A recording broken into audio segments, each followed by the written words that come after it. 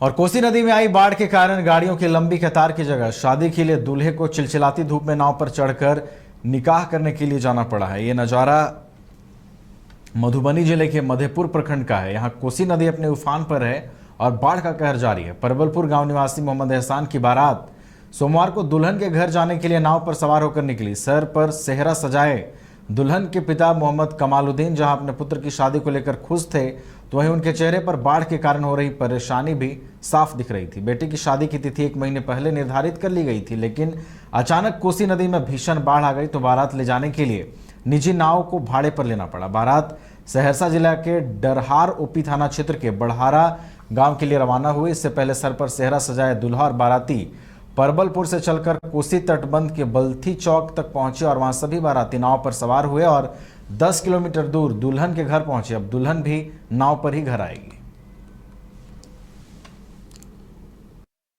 मोहम्मद कमालुद्दीन।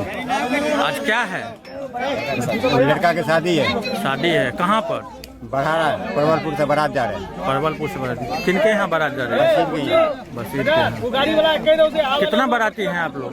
अभी गिनती नहीं हुआ है, लगभग 60-65 के एवरेज में। और नाव के अलावा कोई दूसरा?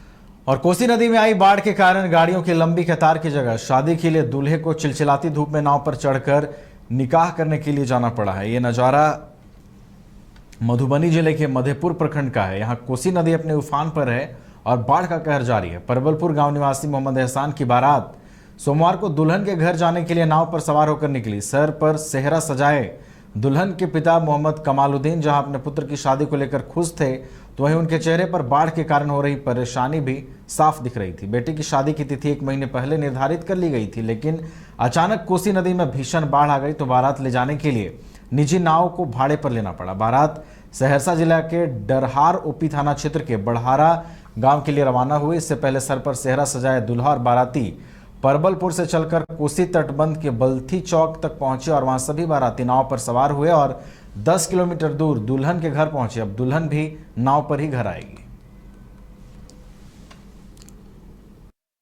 मोहम्मद कमालुद्दीन। आज क्या है? लड़का की शादी है। शादी है। कहाँ पर?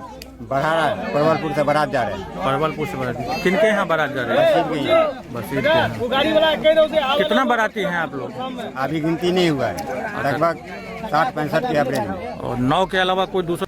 और कोसी नदी में आई बाढ़ के कारण गाड़ियों की लंबी कतार की जगह शादी के लिए दूल्हे को चिलचिलाती धूप में नाव पर चढ़कर निकाह करने के लिए जाना पड़ा है। ये नज़ारा मधुबनी जिले के मधेपुर प्रखंड का है। यहाँ कोसी नदी अपने उफान पर है और बाढ़ का कहर जारी है। परवलपुर गांव निवासी मोहम्मद एहसान की बारात सोमवार को दुल्हन के घर जाने के लिए नाव पर सवार होकर निकली। सर पर सेहरा सजाए दुल्हन के पिता मोहम्मद कमालुद्दीन जहां अपने पुत्र की शादी को लेकर खुश थे, तो वहीं उनके चेहरे पर बाढ़ के कारण हो रही परेशानी भी साफ दिख रही थी। बेटी की शादी की तिथि 1 महीने पहले निर्धारित कर ली गई थी, लेकिन अचानक कोसी नदी में भीषण बाढ़ आ गई तो बारात ले जाने के लिए निजी नाव को भाड़े पर लेना पड़ा। बारात सहरसा जिला के डरहार ओपी थाना क्षेत्र के बढ़हारा गांव के लिए रवाना हुई। इससे पहले सर पर सेहरा सजाए दूल्हा और बाराती परबलपुर से चलकर कोसी तटबंध के बल्थी चौक तक पहुंचे और वहां सभी बाराती नाव पर सवार हुए और 10 किलोमीटर दूर दुल्हन के घर पहुंचे। अब दुल्हन भी नाव पर ही घर आएगी।